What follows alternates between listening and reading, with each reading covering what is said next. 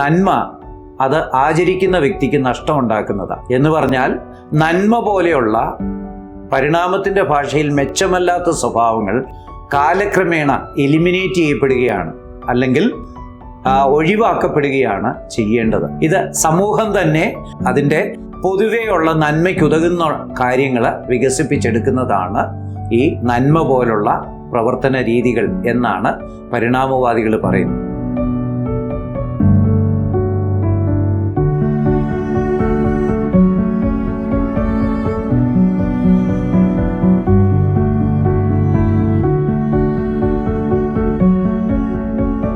അങ്കിളെ, ഈ ലോകത്തിലെ സകല നന്മയ്ക്കും അടിസ്ഥാനം ദൈവവും ബൈബിളിലെ ദൈവിക കൽപ്പനകളുമാണെന്ന് വിശ്വാസികൾ വാദിക്കാറുണ്ട്.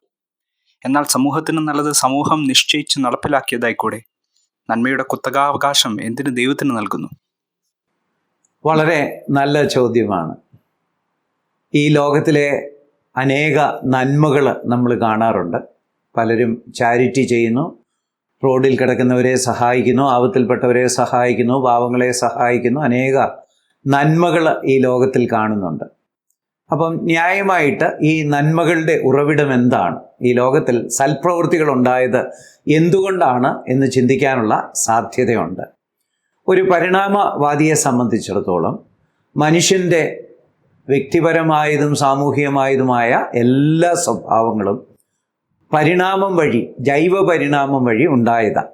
ജൈവ പരിണാമം വഴി ഉണ്ടാകാത്തതായി യാതൊരു കാര്യങ്ങളും ഇല്ല തന്നെ.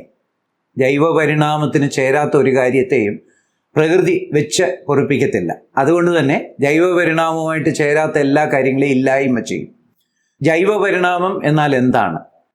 ജൈവ പരിണാമം അനുസരിച്ച് ഒരു തലമുറയിൽ നിന്ന് വ്യത്യസ്തമായി അടുത്ത ഒരു തലമുറ ഉണ്ടാവുകയും ആ തലമുറയിലുള്ള കൂടുതൽ മെച്ചമായവയെ പ്രകൃതി പ്രോത്സാഹിപ്പിക്കുകയും അവയെ തിരഞ്ഞെടുക്കുകയും അങ്ങനെ ആ മെച്ചമായ തരത്തിലുള്ള ജീവികൾ പ്രാമുഖ്യം പ്രാപിക്കുകയും ചെയ്യുമെന്നുള്ളതാണ് പരിണാമ സിദ്ധാന്തത്തിൻ്റെ കാതൽ.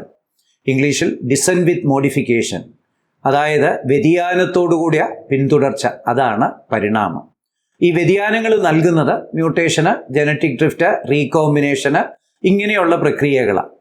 എന്തുതന്നെയാകട്ടെ, ചില വ്യതിയാനങ്ങളോടെ ചില ജീവികൾ ജനിക്കുന്നു. അവയിൽ മെച്ചമായവയെ പ്രകൃതി സെലക്ട് ചെയ്യുന്നു അല്ലെങ്കിൽ തിരഞ്ഞെടുക്കുന്നു.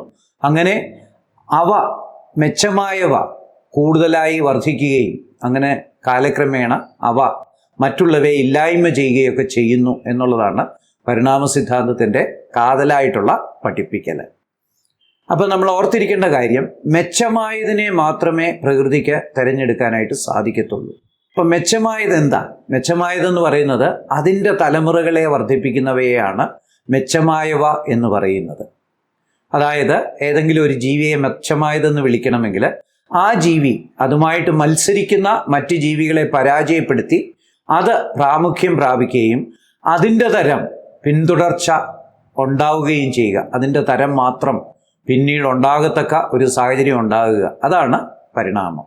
അപ്പം അങ്ങനെയാണെങ്കിൽ പരിണാമ സിദ്ധാന്തം അനുസരിച്ച് മെച്ചമായവയല്ലാത്തവ ഉണ്ടായി വരാൻ സാധ്യതയില്ല.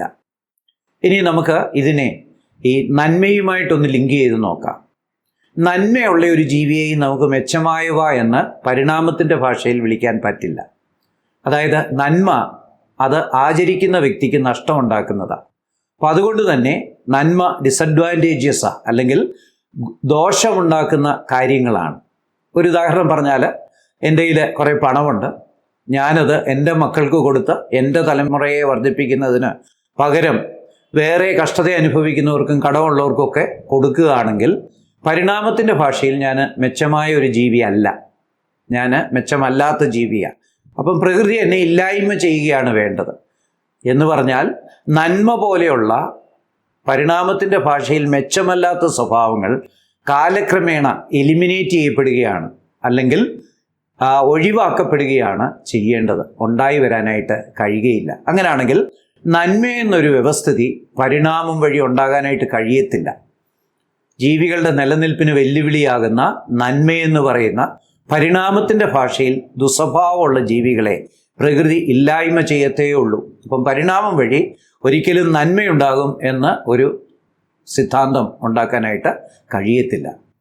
അപ്പം പിന്നെ സാധാരണ പരിണാമവാദികളൊക്കെ എന്താ പറയുന്നത്? അവർ പറയുന്നത് ഇത് സമൂഹം തന്നെ അതിന് നല്ലത് ആയിട്ടുള്ള കാര്യങ്ങൾ, അതിൻ്റെ പൊതുവെയുള്ള നന്മയ്ക്കുതകുന്ന കാര്യങ്ങൾ വികസിപ്പിച്ചെടുക്കുന്നതാണ് ഈ നന്മ പോലുള്ള പ്രവർത്തന രീതികൾ എന്നാണ് പരിണാമവാദികൾ പറയുന്നത്. അവിടെ ഒരു പ്രശ്നം എന്ന് പറഞ്ഞാൽ, പരിണാമം എപ്പോഴും വ്യക്തിയുടെ തലത്തിൽ, അല്ലെ ഒരു ജീവിയുടെ, അല്ലെ ചില ജീവികളുടെ തലത്തിലാണ് നടക്കുന്നത്, സമൂഹത്തിൻ്റെ തലത്തിലല്ല.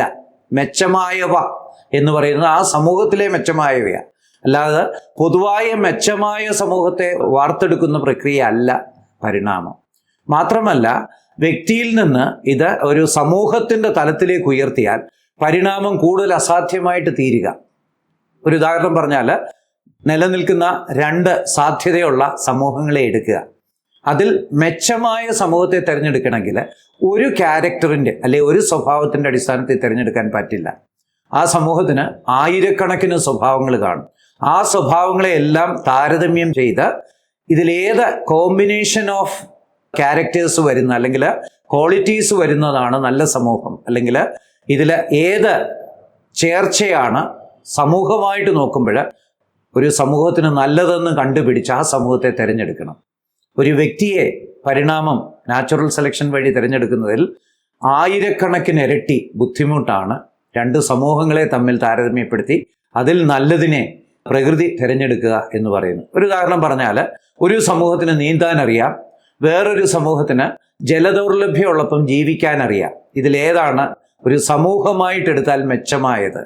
വളരെ പ്രയാസമാണ് അത് തീരുമാനിക്കാൻ. കാരണം ഒരു വർഷം വെള്ളപ്പൊക്കമായിരിക്കും വരുന്നത്, വേറൊരു വർഷം വലിയ കഠിനമായ വേനലായിരിക്കും.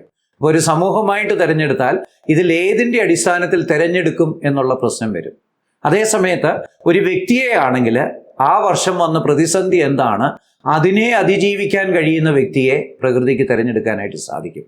ചുരുക്കി പറഞ്ഞാൽ, ഒരു വ്യക്തിയായിട്ട് പരിണാമം പ്രവർത്തിക്കാൻ സാധ്യതയില്ലെങ്കിലും കുറച്ചൊക്കെ തമ്മിൽ താരതമ്യപ്പെടുത്തുമ്പോൾ എളുപ്പമാണ്.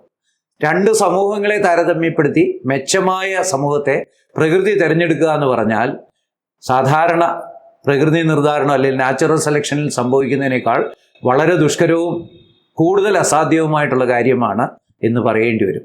ചുരുക്കി പറഞ്ഞാൽ, സമൂഹത്തിന് നല്ലതായ കാര്യങ്ങൾ അല്ലെങ്കിൽ നന്മ സമൂഹത്തിന് നിയമങ്ങളുണ്ടാക്കി അത് തിരഞ്ഞെടുക്കാനായിട്ട് കഴിയത്തില്ല.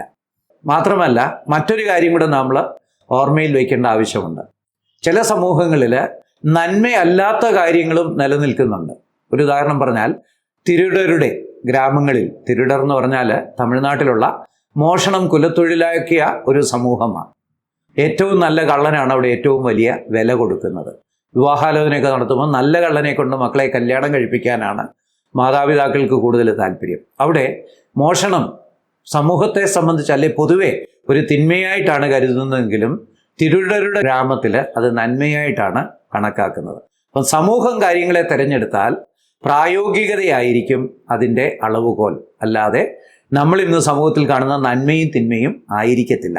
അതുകൊണ്ട് സാമൂഹികമായിട്ട് തന്നെ നന്മകൾ തിരഞ്ഞെടുത്തിട്ട് അങ്ങനെ കൂടുതൽ നന്മയുള്ള ഒരു സമൂഹത്തെ പരിണാമം, പ്രകൃതി നിർദ്ധാരണം അല്ലെങ്കിൽ നാച്ചുറൽ സെലക്ഷൻ വഴി തിരഞ്ഞെടുക്കുക എന്ന് പറയുന്നത് അസാധ്യമാണ്, അസംഭവ്യമാണ്, പരിണാമ സിദ്ധാന്തത്തിന് എതിരുമാണ്.